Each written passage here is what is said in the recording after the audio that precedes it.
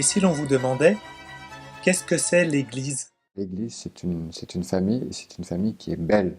Bah, c'est le premier truc qu'on apprend au, au catéchisme. Il y a l'église avec un petit E et l'église avec un grand E. Petit E, le bâtiment, grand E, les gens, nous. C'est le corps du Christ. Donc tous les membres de l'Église sont les membres du corps du Christ. C'est pas chacun a sa petite communauté dans sa paroisse. Il y a une Église universelle, et puis il y a des églises particulières qui forment l'Église universelle.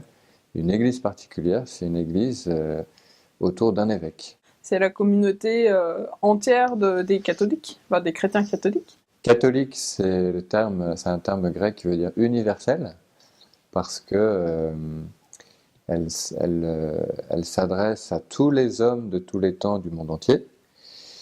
Donc tout le monde a sa place dans l'Église.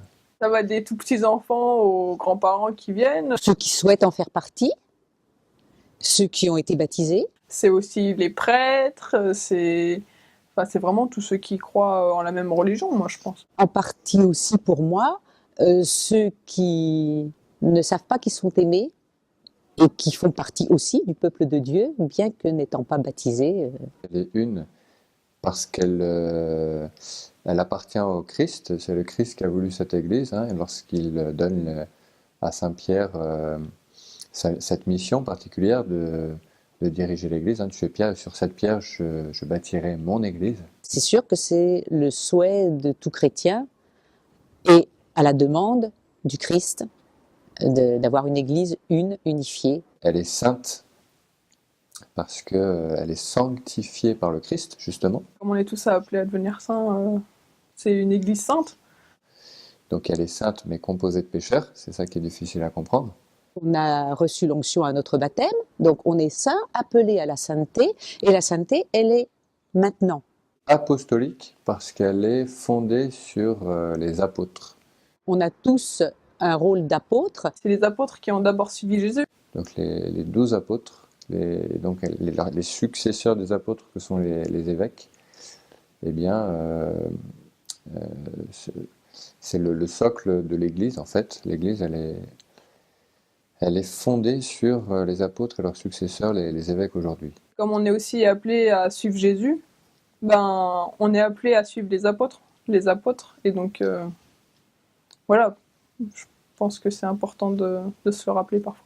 Ça m'évoque une phrase de Jeanne d'Arc qui dit « L'Église où Jésus-Christ, c'est tout un ». Il y a une certaine hiérarchie, comme pour tout. Il y a une hiérarchie dans l'Église, donc qui est une hiérarchie de gouvernement, hein, pas une hiérarchie de valeurs, mais c'est une hiérarchie de mission en fait.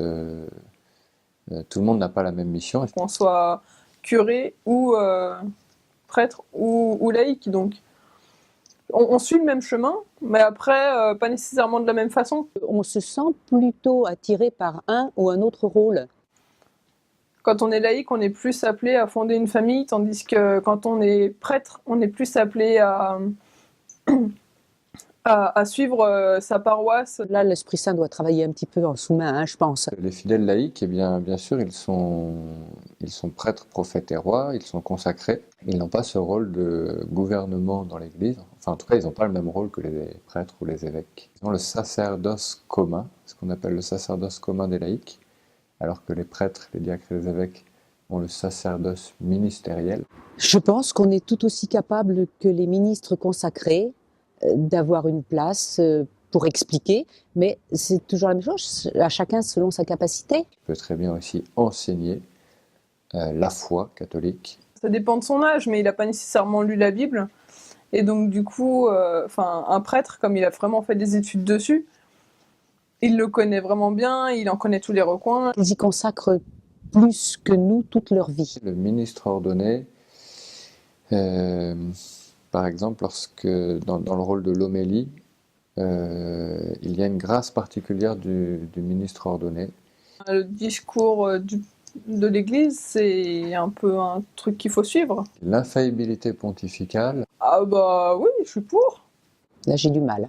L'infaillibilité pontificale, c'est lorsque le pape proclame de manière dogmatique une certaine vérité de foi, parce que ça a été développé par la théologie, parce que c'est la tradition de l'Église, parce que c'est la foi des fidèles, la foi du peuple chrétien.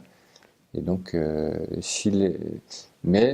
pape, dans tous les discours du pape, les écrits du pape, eh bien, le pape n'utilise pas toujours cette infaillibilité pontificale. Il nous indique comment vivre peut-être mieux notre religion et c'est un peu une aide. Et donc, du coup, je pense que c'est important d'écouter ce qu'ils disent dedans. Donc, il donne cette mission à Pierre, ensuite à ses successeurs, de conforter, de confirmer les chrétiens dans la foi. Et donc, c'est ce que fait l'Église depuis 2000 ans, c'est ce que fait le pape depuis 2000 ans, assisté par l'Esprit Saint. Et donc, c'est ce qui fait que la foi que nous professons aujourd'hui, eh bien, elle est la même que la foi il y a 2000 ans, elle n'a pas changé. Même si elle se développe, on l'approfondit, on l'explique, on essaye de la comprendre, mais la foi, elle est la même.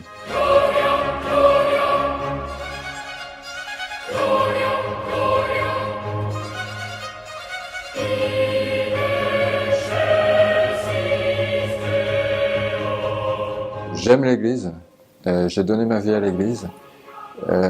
L'Église, il faut l'aimer, l'Église. Il faut l'aimer telle qu'elle est.